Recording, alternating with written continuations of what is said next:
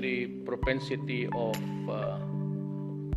yung 1,700, including yung nagpatay sa Chiong sisters, pati yung sa Sanchez. Yun ang mga high profile ng galit ng tao.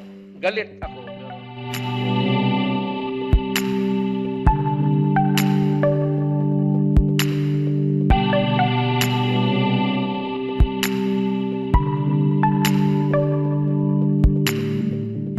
Gusto ko silang patayin. Kaya lang, wala namang opportunity. But given, I will execute them. No problem. As a matter of fact, I can take their place inside the munting lupa.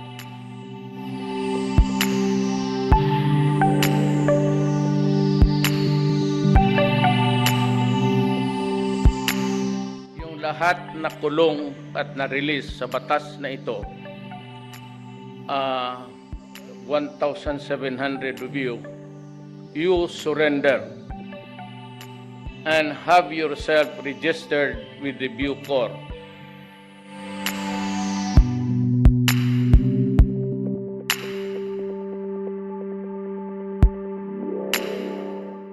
$1 million per head kayo, dead or alive. Ako, preferably, may predilection. Ba't pa ako tagagastos para pakainin kita? Bigyan mo ako ng problema, makalayas kayo ulit, problema na naman. Tapusin na natin ngayon.